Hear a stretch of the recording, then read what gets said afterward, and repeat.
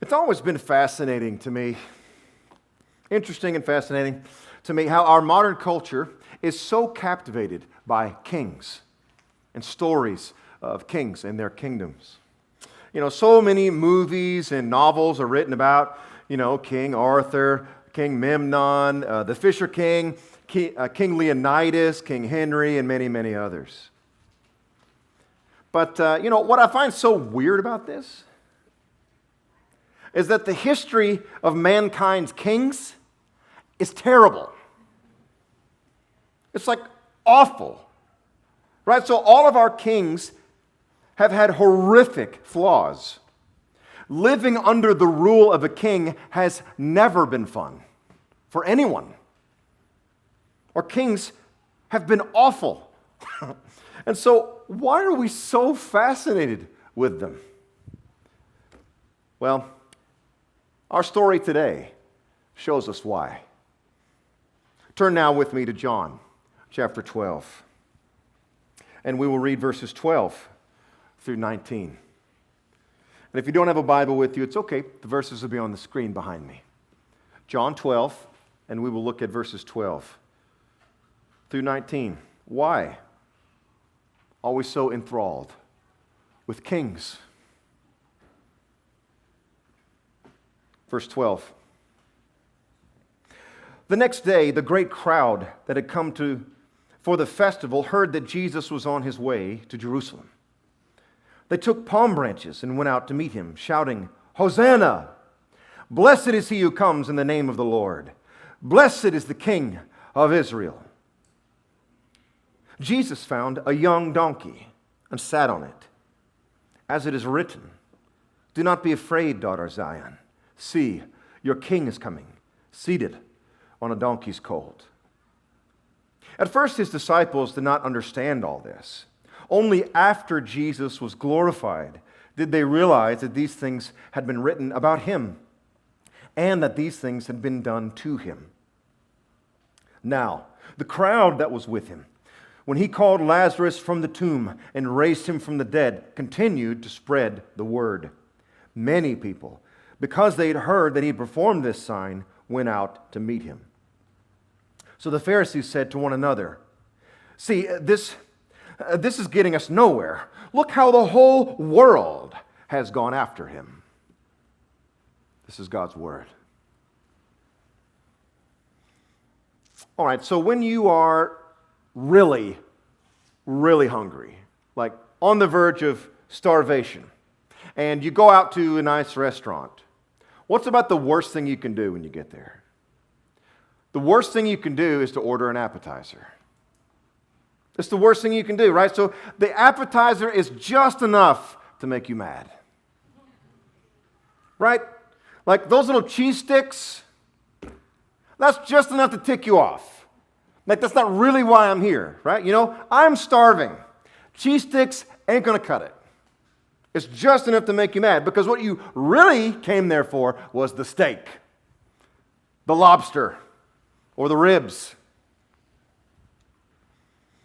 Well, what John is telling us in this text today is that all the kings in world history, they've just been appetizers. Just appetizers. They were never meant to be anything else. They were never meant to do anything other than to suggest the main course.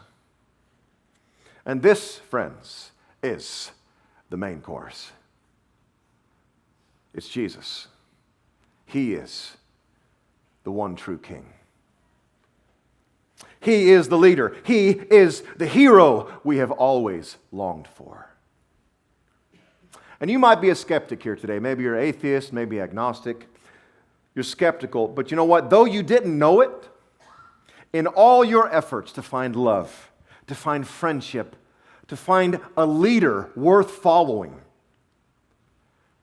this is the one you seek.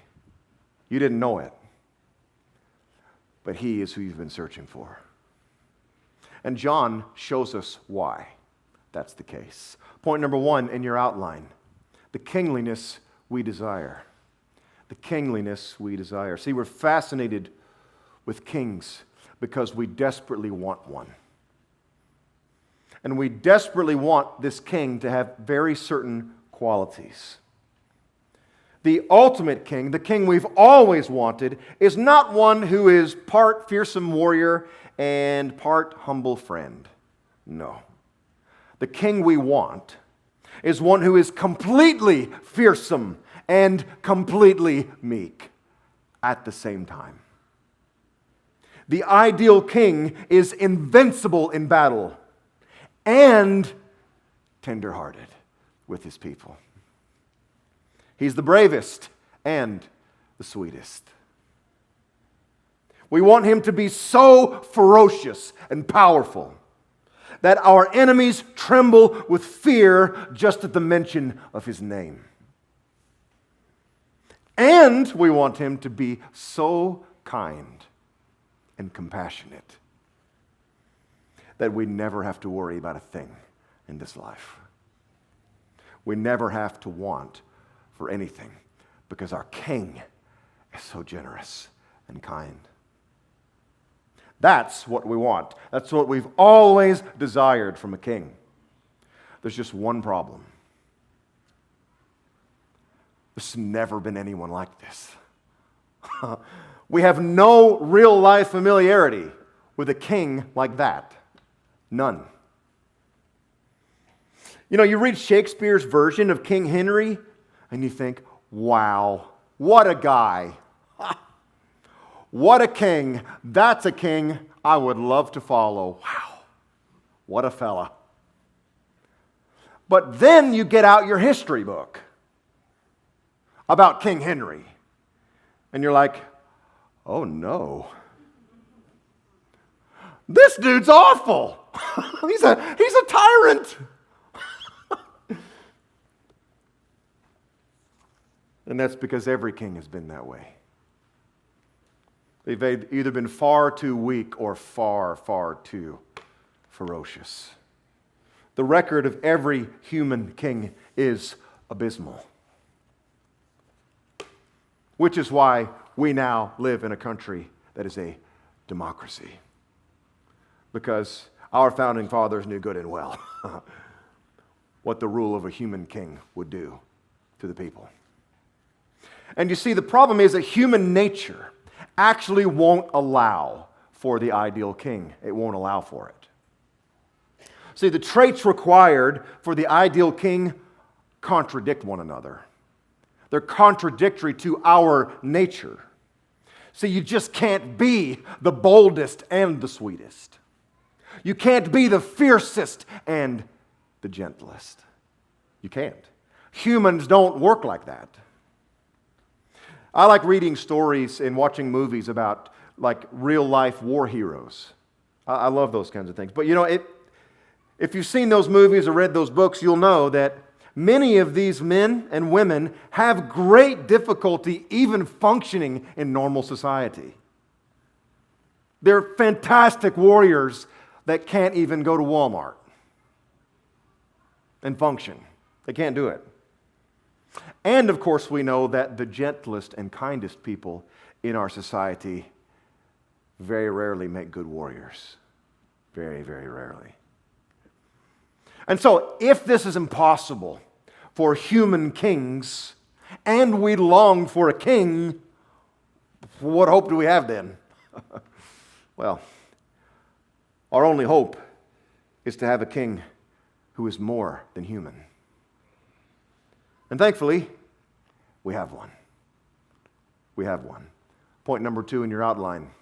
The kingliness of Jesus. The kingliness of Jesus. There's never been a king like this. So in Revelation chapter 5, I think that's my favorite chapter in the Bible. I've got a few favorites. Revelation chapter 5 is wild. So if you've never read it, that's your homework this week. Go home and read Revelation chapter 5. It is wild. So in that chapter, an incredible scene takes place.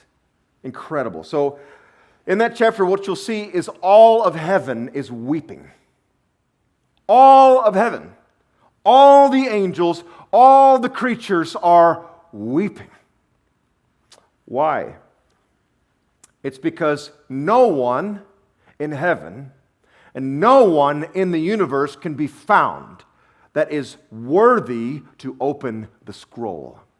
And that scroll is essentially the title deed to mankind. No one's worthy to open it. And so John the Revelator is taken to this place where he's given a vision of this scene, and it just overwhelms him. He himself, John, begins to weep openly. He's just broken by this. He feels the weight of this. When suddenly a heavenly elder comes up to John, and he puts his arm around him and says, "Weep not, for the victorious Lion of the tribe of Judah is here, and he is worthy to open the scroll." But then something weird happens. John wipes the tears from his eyes. He looks up and says this. He says, quote, "Then I saw a lamb, looking as if it had been slain, standing at the center of the throne." Now, wait a minute. Was the elder wrong? Was the elder wrong? Right? So, the elder said, "A triumphant lion is here." But John sees a defeated lamb instead. So was the elder simply mistaken? No. No. He's not mistaken because, you see, friend, they're the same person. The victorious lion is the broken lamb. They're the same person. The lion is a lamb, and the lamb is a lion. Jonathan Edwards, writing about Revelation chapter 5, he says this. He says, quote,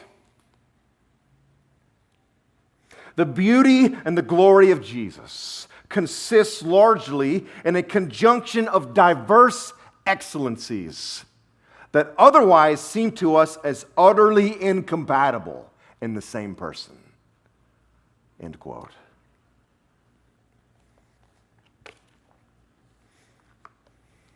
You see, friend, the ideal of a true king, of one true, ultimate, ideal king, that idea does not arise out of pagan religions.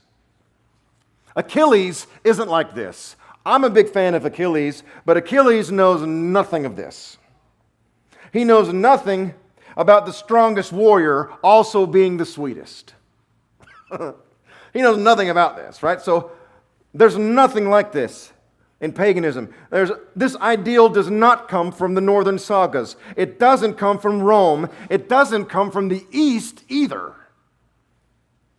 This idea of a one true, ideal, ultimate king comes from Christianity alone. This crazy idea of there being one great king, it comes from Christianity alone. The idea that the fiercest must also be the kindest.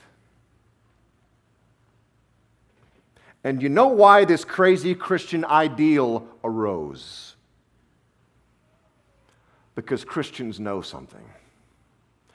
Christians know that it's not just an ideal. Christians know that there really is a king like that. There really is a person like this. His name is Jesus. He is the one you seek. He's the one you've always sought and didn't even know it. In this very text, we see it. In this text that we just read, you see the fearsome power of Jesus. You see that even our greatest enemy, death, is no match for him. Is no match for Jesus. We see here that Jesus has raised Lazarus from the dead. So even death is nothing to this king. But we also see here the remarkable lowliness of Jesus. Because you see here that he specifically asks for a young donkey to ride into Jerusalem on, a lowly service animal. This, friends, is shocking. I promise you, it shocked the crowds in Jerusalem that day. Because you probably don't know the history. You see, friend, this ain't the only time a king has ridden into Jerusalem with palm branches waving, okay? This isn't random, right? So this wasn't some spontaneous thing where people are like, oh, Jesus is coming. Oh, look here. Oh, here's some branches. Let's pick these up and wave them around. No. This is a very, very common thing that happened in Jerusalem. And here's what would take place. So after a major military victory, okay, what would happen is the war hero or the king would ride into the city on a mighty war horse, a display of his power and strength and fearsome fighting ability. And then they would throw what is basically a first century ticker tape parade for him. That's what the palm branches are all about.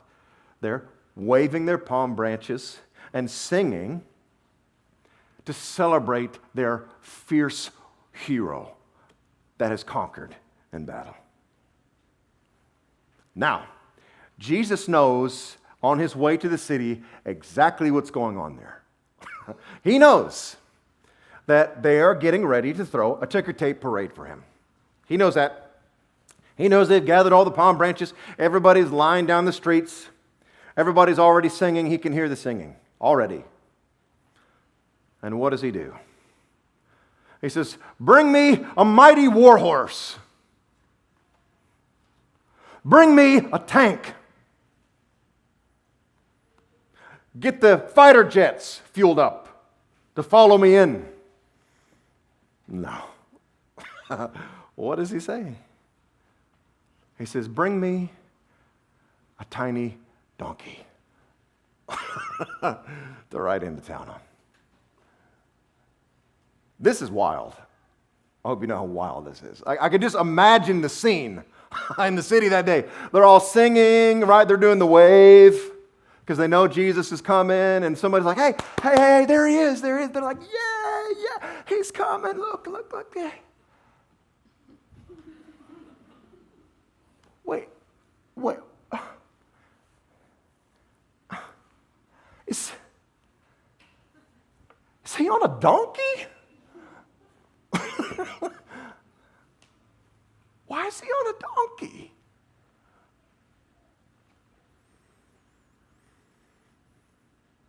Why is he on a donkey? It's because he's the lion and the lamb. The fiercest, you see, is the meekest. He really is.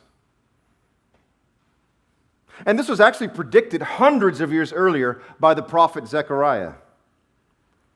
Zechariah 9, verse 9 is actually quoted. You'll see that in the text here, that it's under quotation marks.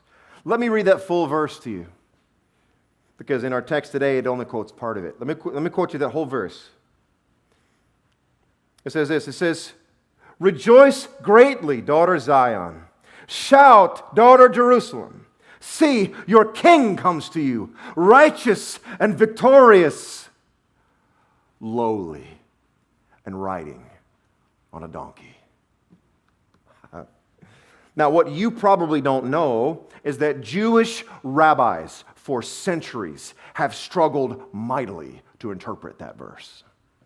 They still struggle with it, by the way. They puzzle over it. That verse. Why did they puzzle over it? Because they don't understand how the Messiah could be powerful and victorious, yet also ride on such a lowly animal.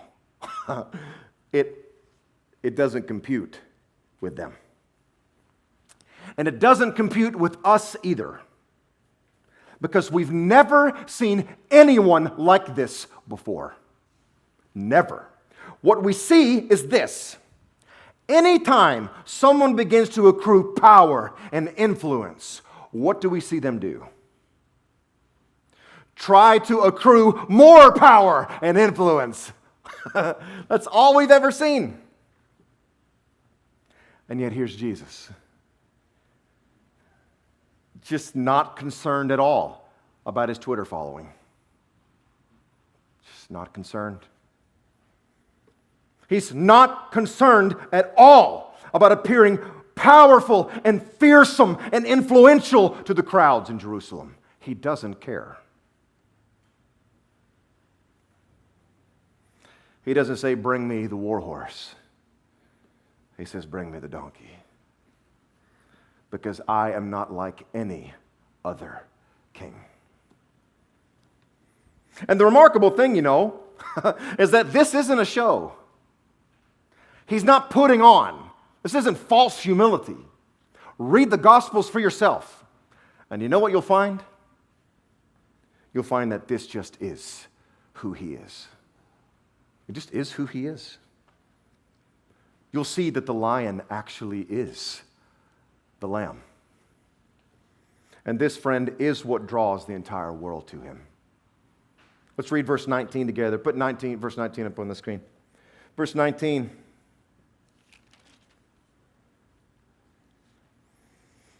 So the Pharisees said to one another, "See, this is getting us nowhere. Look how the whole world has gone after him." Friend, the whole world still goes after him. Every nation, tribe, and tongue. Why? Why is that? Well, read the Gospels. Read the Gospels for yourself, and you know who you'll see flocking to Jesus? Like moths to a flame? Here's who you'll see flocking to him. The poor, the outcast, the broken, the sick, the weary, the burned out, the sinful. Flock to him. Why? Why? It's because he is so powerful and yet somehow so kind and generous, so welcoming and loving to everybody. He doesn't care that befriending a bunch of drunks will cause him to have the reputation of a drunk. He doesn't care. We care. You and I care. Big time. He doesn't care what that will do to his reputation. He doesn't care that befriending a bunch of prostitutes will cause him to have the reputation of a scoundrel. Oh, you care. I care. He doesn't care what that will do to his reputation. He doesn't care. He doesn't care about his reputation. He cares about them. He cares about them. And they know it. They know it. It's why they flock to him. It's why they still flock to him. I mean, y'all do know that Jesus didn't force himself into these friendship with sinners, right? Like, that's not how friendship works. Like, you don't get to force yourself on somebody. People are like, whoa, ease up here, dude. You don't force yourself to be friends with somebody. That's not how friendship works. No, he actually was friends with them. Why? Because they wanted him to be. He wouldn't be a part of their group if they didn't want him to be a part of their group. If they didn't invite him to join. See? Jesus wasn't friendly with sinners. He was actually friends with sinners. And isn't it so neat? I think this is so neat.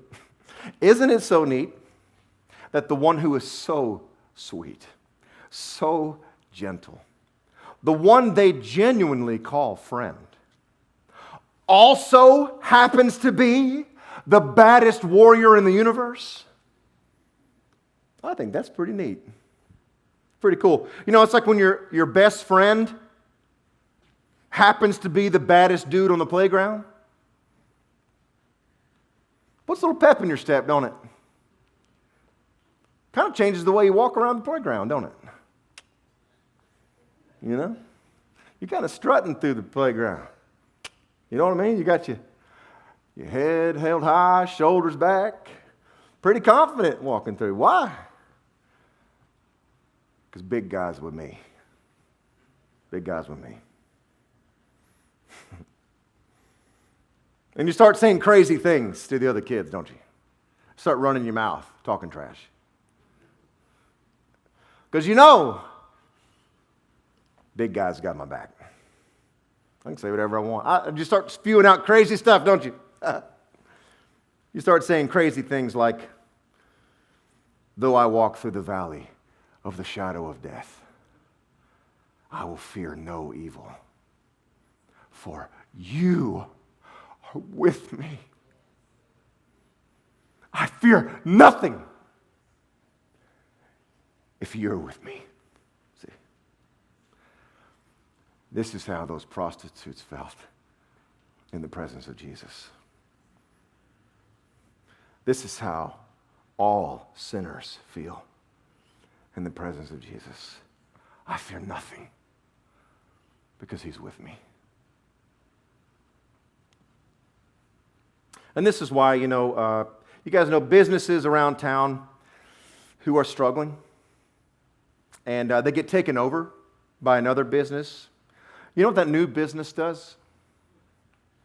The new owners of the business, they actually put a sign out on the road that says, under new management.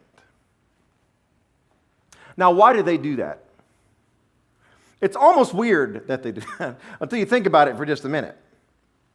What the new owners are doing is they're just pointing out what everybody already knows. And it's this, it's that the old management wasn't any good. They're terrible. Old management was awful, but the new management is good. That's what they're trying to get across, right?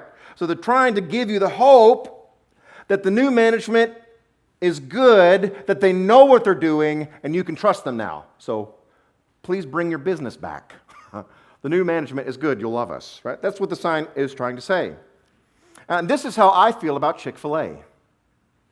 Every Chick-fil-A, right? I trust the management at Chick-fil-A so much that even when they mess my order up and I get the wrong thing, I just eat it anyway.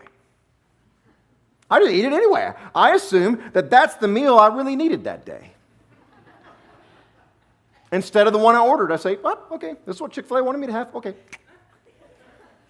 I guess I needed a salad today. Chick-fil-A wants me to watch my calorie intake. Cool. Thanks, Chick-fil-A. I just scoop it on in, right? Well, friend, don't you see what our story today is teaching you? It's that this is how you can be in everyday life. Everyday life. You see, friends, life is going to throw all kinds of things at you that you didn't order, that you didn't ask for. And it's going to look really bad at times. But you know what? You can trust the management. The management is very, very good. And he knows what he's doing. And so when he gives you something you didn't ask for, you can trust that he has your best interest at heart, no matter how bad it looks. You can go ahead and assume that the one who is seated on the throne with holes in his hands and his feet, you can go ahead and assume that he works all things out for your good. Because he is the one who, when he comes, the ground trembles and the mountains melt. And he's the one that when he comes, he is so tender that he invites children, beggars, prostitutes to his feast. See, it's the same person. He's the king we never knew we always wanted. He's the king who is a joy to follow, a pleasure. It's the thrill of our lives to know and follow this king. Because he's the lion and he's the lamb. He is a real life paradox. He's a paradox. And this becomes utterly apparent when we realize the reason that Jesus is riding into Jerusalem in the first place. Why is he here? Why is he riding into Jerusalem on a donkey? Well, the crowds think he's there to take the throne. He's come to kick Rome's butt. So we got to throw a parade for him. Because he's here to defeat our enemies. He's here to take the throne of Jerusalem.